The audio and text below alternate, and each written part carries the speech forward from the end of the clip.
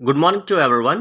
ఆంధ్రప్రదేశ్‌కి సంబంధించినటువంటి AP TET 2026 నుంచి అయితే మనకి అఫీషియల్‌గా అయితే ఇనీషియల్ కీ అనేది మనకి రిలీజ్ అవ్వడం జరిగింది.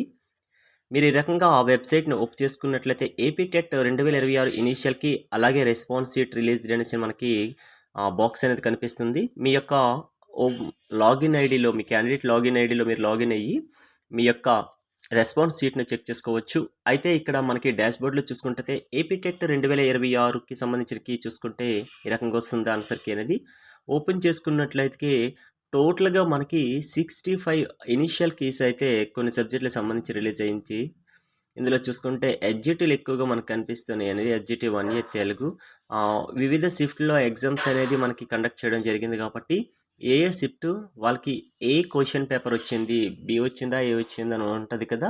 అది టోటల్‌గా అయితే మీరు ఇది నార్మల్‌గా ఇనీషియల్ కీ అండి ఇది. దీని ప్రకారంగా మీకు వచ్చిన మార్క్స్, కరెక్ట్ ఆన్సర్స్ అనేది కంపేర్ చేసుకోవాలనుకుంటే కంపల్సరీగా అయితే మీ యొక్క లాగిన్ ఐడీలోకి వెళ్ళి మీరు ఓపెన్ చేసుకున్నట్లయితే మీరు ఏ షిఫ్ట్‌ల ఏ డేట్‌న ఎగ్జామ్ రాసారనేది మనకి ఓపెన్ అవ్వడం జరుగుతుంది. ఆ ఓపెన్ అయింది మీరు కంపారిజన్ చేసుకోవాలి. ఓకే. అయితే ఈ యొక్క ఇనీషియల్ కీస్‌లో ఏదైనా అబ్జెక్షన్స్ ఉంటే అబ్జెక్షన్స్‌కి సంబంధించినటువంటి వీడియోస్ కూడా మనం ఒకటి చేద్దాం. ఏ విధంగా అబ్జెక్షన్ చేయాలి?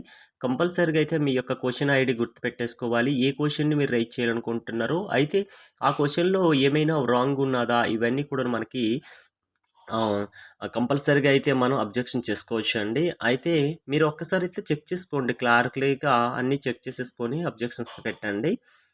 మీరు ఒక్కసారి ఏదైనా మనకి ఆంధ్రప్రదేశ్ టెట్‌కి సంబంధించినటువంటిది టెట్ అవ్వచ్చు, డీఎస్సీ అవ్వచ్చు. ఏదైనా ఇన్ఫర్మేషన్ మీకు కావాలనుకుంటే నా యొక్క ఛానెల్‌లో అయితే నేను వెంటనే అప్‌లోడ్ చేస్తానండి. అఫీషియల్‌గా మనకి రిలీజ్ అయిన వెంటనే.